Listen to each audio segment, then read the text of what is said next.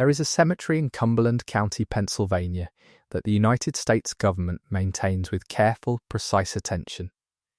The headstones are uniform, white marble, government issue, the same kind used in military cemeteries across the country.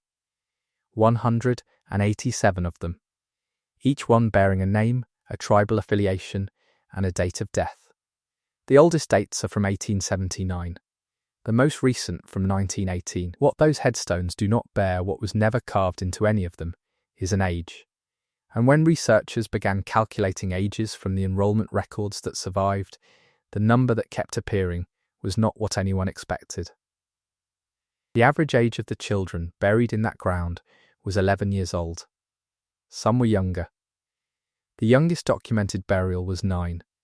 These were not soldiers. They were not adults who had chosen a life of service or sacrifice. They were children who had been taken from their families under a federal program designed, in the words of its founder, to kill the Indian and save the man. The graves are maintained. The program that filled them is classified by most American history textbooks as an educational initiative. That gap between what the cemetery shows and what the official narrative offers is where this investigation begins. The Carlisle Indian Industrial School opened on October 6, 1879, on the grounds of a former military barracks in Carlisle, Pennsylvania. It was founded by Captain Richard Henry Pratt, a former Buffalo soldier officer who had overseen Native American prisoners of war at Fort Marion in Florida. The school became the federal template. Not one of several approaches to indigenous policy, the template. Within 2 decades of its opening, the federal government had funded and established 26 off-reservation boarding schools modelled directly on Carlisle's structure. By 1900, there were over 300 such institutions operating across the United States. The scale is the first thing that resists casual understanding. This was not an experiment. It was a system. What the system produced, in documented, measurable terms, is where the first pattern becomes impossible to dismiss as administrative coincidence. Enrollment records from Carlisle, the ones that survived, which is an important distinction, show that between 1879 and 1918, approximately 10,000 children passed through the school. The Bureau of Indian Affairs estimated the total enrollment across all federal boarding schools at approximately 100,000 children between 1870 and 1930. Those are the numbers from the federal government's own records, but enrollment is one figure. Mortality is another. And the mortality records are where the pattern first develops its most serious gaps. The cemetery at Carlisle contains 187 documented burials. The school's own death registers, which researchers from the Carlisle Indian School Digital Resource Centre have spent years reconstructing, show a number of documented deaths that does not match the cemetery count in any cleanly explainable way. Some children who died at the school were buried on school grounds and later moved. Some were returned to their families. Some death records reference burials that have no corresponding headstone, and some deaths that researchers have documented through family oral histories and tribal records have no corresponding entry in the school's official death registers at all. The count does not close, the numbers do not reconcile, and when a federal institution maintains meticulous enrollment records but inconsistent mortality records, that inconsistency is not a neutral administrative artifact. It is a documented gap, and documented gaps have causes. To understand why that gap exists and why it was allowed to exist, you need to understand what was happening in the United States in the decades immediately surrounding Carlisle's founding. Not the standard textbook version, the version that explains the institutional logic. In the years between 1850 and 1880, the federal government had pursued what it called a reservation policy, the forced relocation of Native American tribes onto designated land parcels, combined with treaty negotiations that were systematically violated. By the late 1870s, that policy was producing military conflicts that were expensive, internationally visible, and politically inconvenient. The Battle of Little Bighorn in 1876, which resulted in the deaths of Lieutenant Colonel George Custer and 268 U.S. soldiers, generated enormous political pressure for a new approach. Not a more ethical approach, a more efficient one. The federal government's pivot, documented in congressional records and Bureau of Indian Affairs correspondence from 1878 and 1879, was from military suppression to what officials called assimilation. The logic, stated explicitly in government documents of the period, was that physical conquest was producing resistance, and that cultural erasure would produce compliance without the political cost of continued visible warfare. Richard Pratt's proposal for Carlisle arrived in Washington at precisely the moment the federal government was looking for a mechanism to operationalize that logic. His model was approved within months. The speed of the approval is its own data point. Between 1879 and 1902, federal spending on Indian boarding schools increased by more than 400%. During the same period, federal spending on reservation infrastructure, water, agriculture, medicine declined by comparable proportions. The funding pattern is documented in congressional appropriations records. The children were being funded. The communities they came from were being defunded. These two tracks ran simultaneously, and they were managed by the same federal bureau. That is not an inference. That is a budget line item. Pratt's recruitment methods, and the word recruitment deserves careful examination here, involved agents travelling to reservations with federal authority to collect children, sometimes with parental consent obtained under economic coercion, and sometimes without documentation of consent at all. Tribal council records from the Lakota, Cherokee, Cheyenne, and Ojibwe nations, among others, contain documented protests submitted to the Bureau of Indian Affairs between 1880 and 1910. Many of those protests were filed by parents who had not seen their children in years. Several were filed by parents who had received no communication about a child's death until months or years after the burial. The protests are in the archives.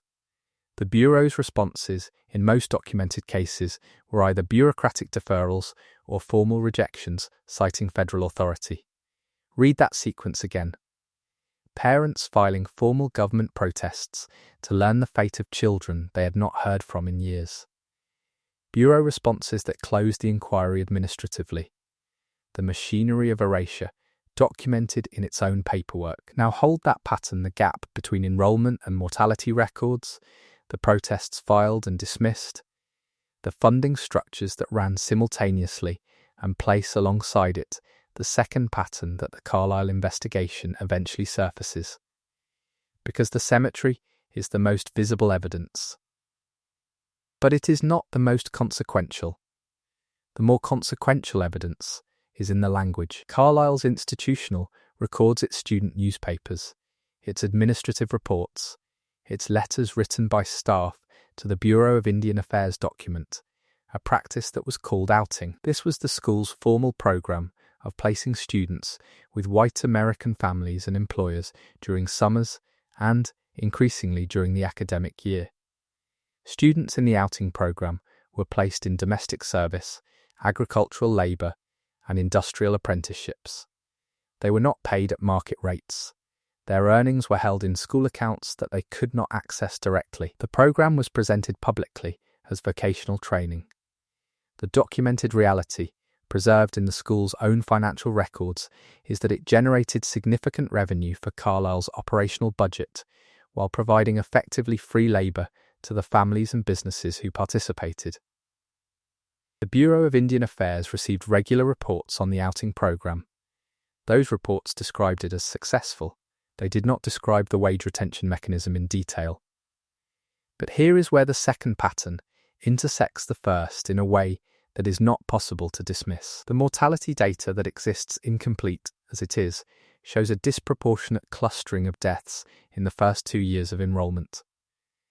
Children who arrived at Carlisle between the ages of 8 and 12, separated from their families, transported hundreds or thousands of miles from their homes, and placed in dormitories where tuberculosis was documented as early as 1880, died at rates that the school's own physician flagged in internal reports. The school physician's reports from 1883 to 1891 recovered by researchers at the Cumberland County Historical Society, described tuberculosis infection rates in the dormitories that the physician explicitly stated were dangerous and required quarantine and improved ventilation.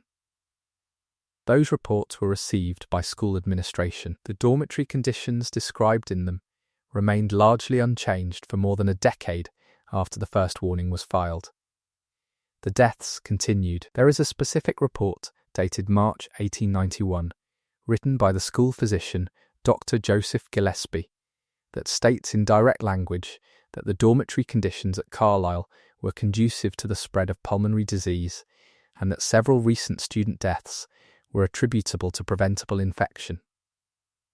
That report was forwarded to the Bureau of Indian Affairs. The Bureau's response, filed 11 weeks later, allocated no additional funds for dormitory improvement and recommended that the physician's concerns be addressed through the General Administrative Review process. Dr. Gillespie's subsequent reports contain no further formal objections. His tone after that exchange becomes neutral and administrative. A voice that had been specific about institutional failure became quiet. That shift in the documentary record is not nothing. Let that sit for a moment. A physician documented preventable deaths. His documentation was received and administratively neutralized, and then the documentation stopped. What the deaths did not do was stop. The convergence of these two patterns, the enrollment and mortality accounting gaps, and the institutional suppression of the physician's warnings, produces a question that the official historical record has never fully answered. Not because the answer is unknowable, because the question was not, for most of the 20th century, being officially asked. The physical evidence of that non-asking is specific and documented. Between 1918 and 1972, the Carlisle Indian School cemetery received no federal maintenance funding. The site remained on military property. The school had been converted to the Army War College in 1918, but the graves were treated as neither military burials nor civilian burials warranting preservation. Headstones deteriorated. Some fell. Some were moved during construction projects on the surrounding property. The cemetery's physical boundaries shrank. A 1947 Army Corps of Engineers survey of the property maps the cemetery at a smaller footprint than an 1890 school map shows. The missing acreage was not excavated. It was not surveyed. It was built over. The process by which the federal government suppressed or simply neglected the institutional memory of Carlisle operated on multiple simultaneous tracks. The school's records, when it closed in 1918, were transferred to the Bureau of Indian Affairs.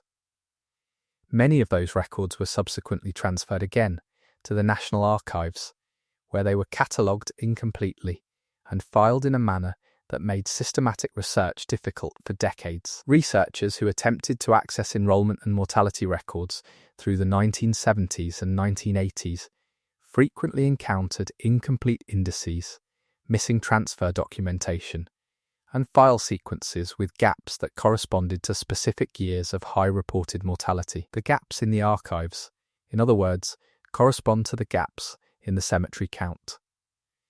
This is documented in the published research of historians Barbara Landis, Jacqueline Fear-Siegel, and David Wallace Adams, who spent years working within the National Archives system to reconstruct what is recoverable.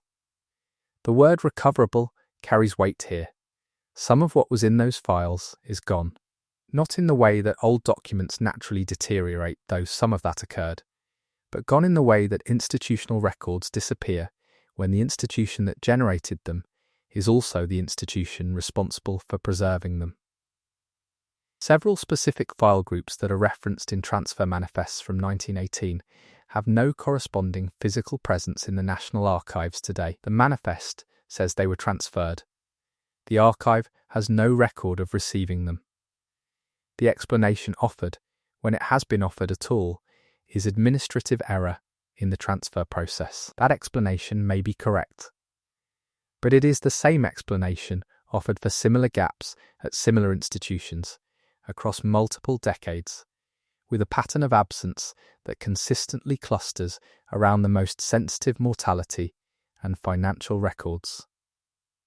The physical evidence that has survived this process of administrative erosion is substantial. It is not theoretical, and it is, in several crucial respects, more specific than the official narrative has accommodated. The Carlisle Cemetery, as it exists today, was formally recognised by the National Park Service in 2017, following a campaign by tribal nations and historians that had been running for more than 2 decades. The headstones that are there are real. The names are real. The tribal affiliations are real. And the ages calculated from enrollment records are real. Researchers can go to Carlisle, Pennsylvania, stand in that cemetery, and read those headstones. Dilutedly Apache, Cheyenne, Lakota, Ojibwe, Oneida, the names of nations that are still here, carved onto headstones of children who were taken from them. Beyond the cemetery, the surviving records that are accessible through the Carlisle Indian School Digital Resource Centre, a project of Dickinson College that has been digitising and reconstructing Carlisle's documentary history since 2004, contains student photographs that are among the most systematically disturbing artefacts of the institution.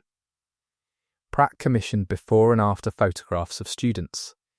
The before photographs show children in traditional dress, with their hair uncut. The after photographs show the same children in school uniforms, haircut to match Euro-American conventions.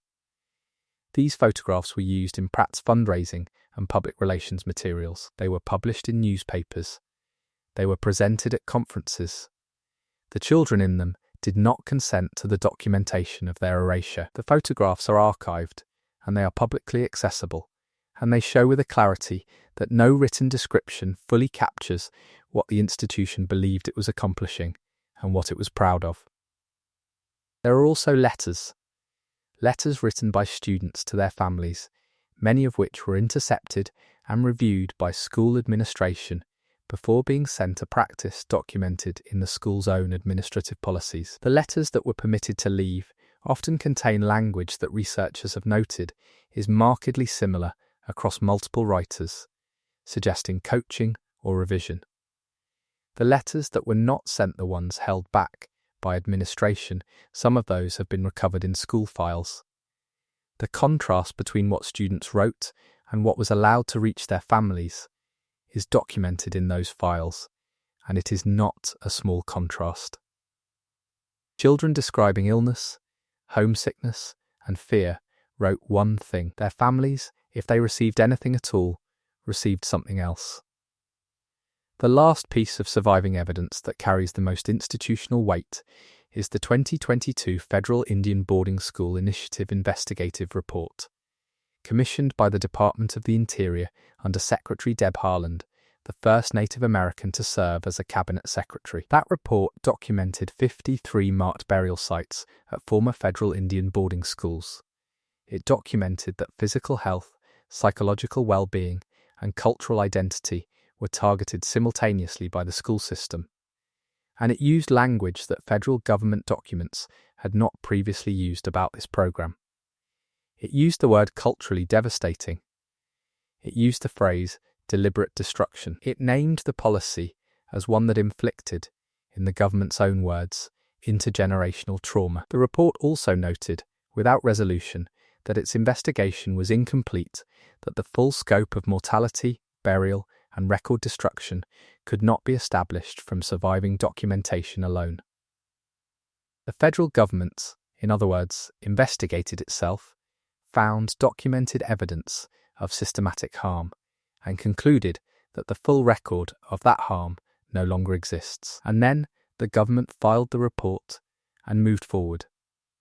You are standing now with everything that was built during this investigation, the cemetery count that doesn't close, the physicians' reports that went quiet, the archives with the missing file groups, the photographs that documented erasure for fundraising purposes, the letters that never reached their destinations, the federal report that names systematic harm and then acknowledges the evidence is incomplete, all of it documented, none of it fully resolved.